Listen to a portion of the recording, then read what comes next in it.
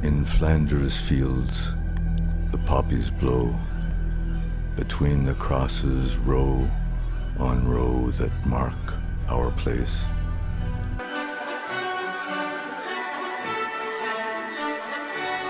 Hey, patriotic nerds.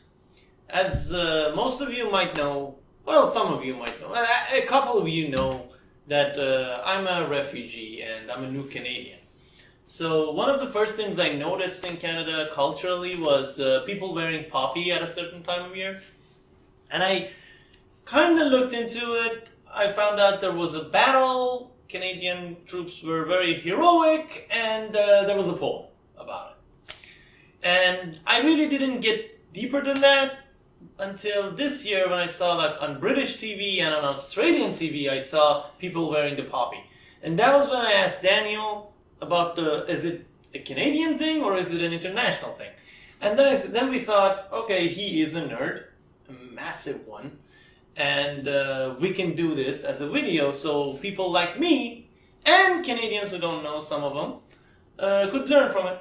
So I'm learning as you're learning. I don't know this story yet. And let's get into it. The story of the poppy. All right. So that's a very good question. Is this an international or Canadian story? And the answer is a little bit of column A, a little bit of column B. It's both. Again, we wear it in Canada in November. They do it in Australia, New Zealand, Britain, even Sri Lanka. Even the Americans, at their most hallowed military ground, Arlington Cemetery in Washington, D.C., at the end of the tour, they hand out the poppy as a symbol of remembrance 102 years after a battle took place where the American forces weren't present. So that should show you something about the story. It's truly miraculous. When you think of last stands in military history, people tend to think of the Spartans at Thermopylae or General Custer, but the Canadians at Flanders... Yeah, Custer was a fool. I agree. But the Canadians in Flanders should really be the forefront because it is the ultimate last stand that actually worked. So, a bit of a background. These Canadians here in Belgium, these are actually the first Canadians to go over for the war. In 1914, in July, war starts, and the British are hoping for around 20,000 volunteers from the Canadians to help supplement their forces. After one day of recruitment, they have just over 30,000. God bless. So these men ship over late 1914, get a few months of training, and then are sent to the front lines in the West. They actually don't go to Ypres originally. They're sent to other parts of the line where they actually gain some credit for inventing night raids. Not really inventing, but the first allies to sneak over at night and not charge the machine guns during the day. Successfully captured people. The British originally looked down on it, like, oh, these cowards, until they started capturing men, intelligence. That would happen all throughout the First World War. British looked down on everybody. The whole goal of this line is to protect the Belgian town of Ypres, which is the last free part of Belgium, because the Germans had moved in there to try and get towards France. And it also provides an important railway stop for logistical Allied supplies. So you can see the railway tracks here. This is an important location for the Allies. So it's both strategical and emotional. Yes, emotional. Exactly.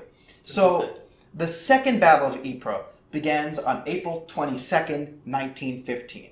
And it's the first major Canadian engagement in the First World War, right? The first time they'll be battle-tested, truly. It's also the first successful chemical weapons attack of the First World War. Now, we're going to go into a bit of background here because there was a convention decided in The Hague against chemical weapons. Chemical warfare was illegal at this point, and all countries had agreed upon it. And we like to say, oh, the Germans are so evil for using chlorine gas right here, but the real story, the truth of the matter here is chemical warfare was inevitable, and everyone was sort of planning for it, and that would end up deciding the fate of this battle, is that it wasn't that much of a surprise. So on April 22nd, before dawn, the Germans come up to the French lines, which are stationed at the left flank here. They have a quick artillery bombardment, and then they go and release 168 tons of chlorine gas at the Allied lines, and the wind starts taking. How do you release? So they had preliminary. They actually had soldiers pick. Missiles at they didn't have. They didn't. Later in the war, they would be using artillery to do this, but this was actually carried by hand. So they actually picked up the gas canisters and released them. So the Germans actually took heavy casualties releasing the gas in itself. So after an artillery bombardment, they released the chlorine gas, and it starts floating over to the Allied lines, just in a slow cloud. And everyone's sort of watching it. The French are watching it. The Canadians are watching it. No one really knows what's happening. and then they're watching it, and they're watching it, and then it hits the French lines, and there's utter panic, because chlorine gas, it's terrible. It starts soaking down into the trenches, and within 10 minutes, people are asphyxiating, screaming. The French lines completely break. The French are scattered. Within 10 minutes, they start going back to Ypres. Some of them come to the Canadian lines. Some of them even charge into the front, get all confused.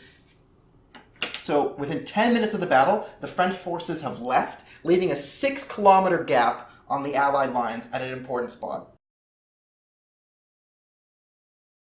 So here's the initial problem for the Allies. It's utter chaos. But the real heroes, the real people who save the day, are the Canadian doctors. So because they had studied chemical warfare before they came over to the Western Front, they saw that the gas won by the color, and it starts going into the trenches. So the gas starts getting down into the trenches because it's heavier than air. So they deduce immediately, color and it's heavier than air, they know it must be chlorine gas.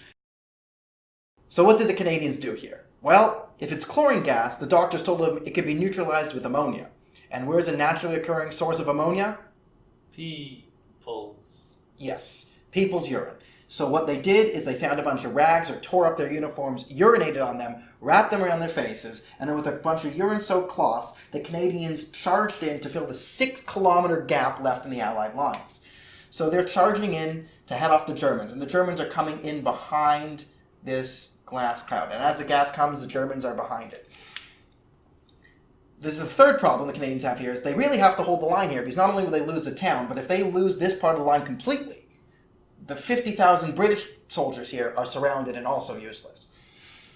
So what they did is they see, okay, we don't have our trenches, the most important defensive mechanism.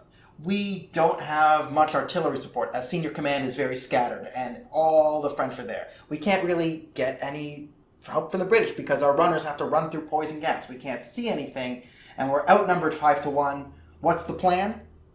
Counterattack.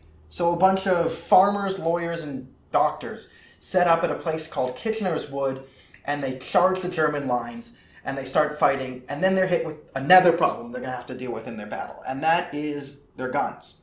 They were issued with the newer Ross rifle compared to the British Lee-Enfield rifle. And the way I'll describe these two is the Ross rifle is like an AR-15, and the Lee-Enfield's more like an AK-47, very durable.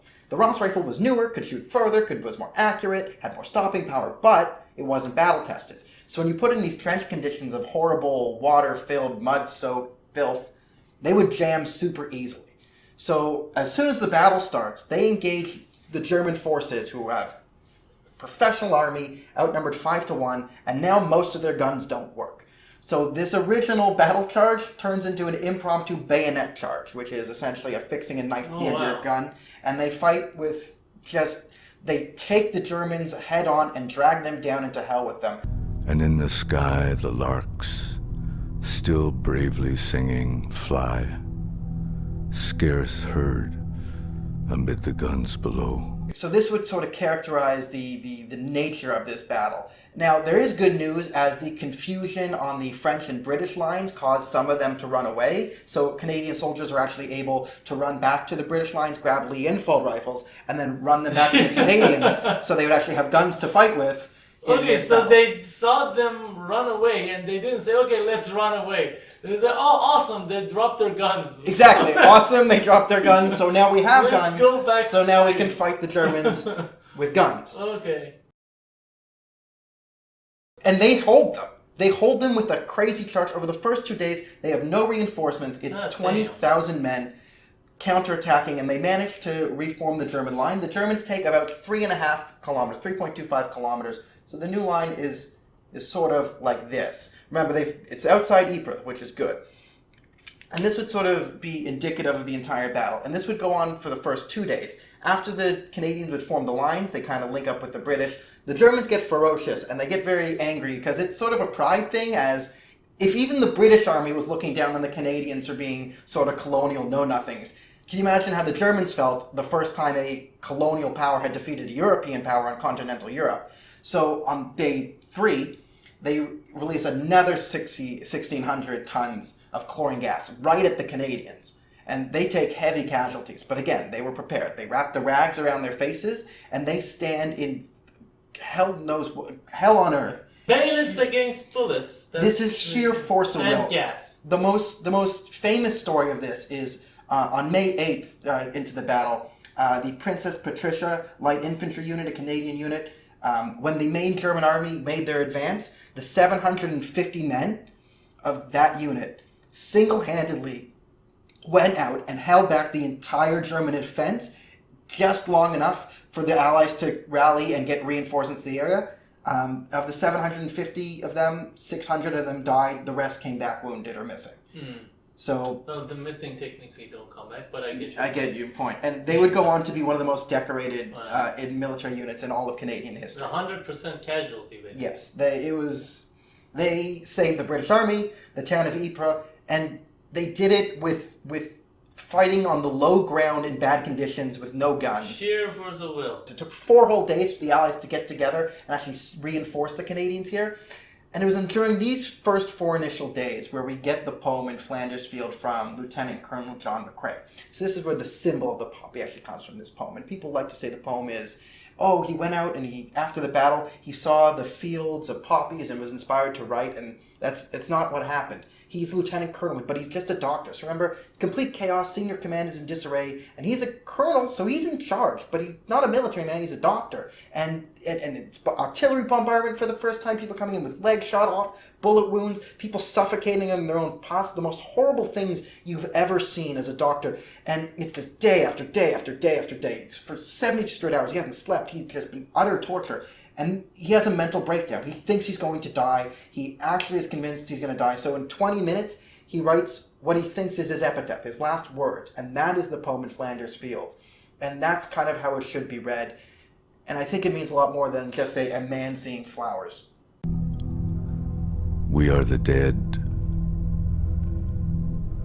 Short days ago we lived, felt dawn, saw sunset glow, loved and were loved, and now we lie in Flanders Fields. So that poem would become published and become famous throughout Canada, and then would get even more famous as the Canadians would return to Ypres for the 3rd battle there, known as Passchendaele, which by all accounts is much worse. We're gonna do that one in a later video, in another video. I learned a lot. Thank you, nerd. And I hope you guys learned something too. Be proud of your country. Take up our quarrel with the foe. To you from failing hands, we throw the torch. Be yours to hold it high. If ye break faith with us who die, we shall not sleep, though poppies grow in Flanders Fields.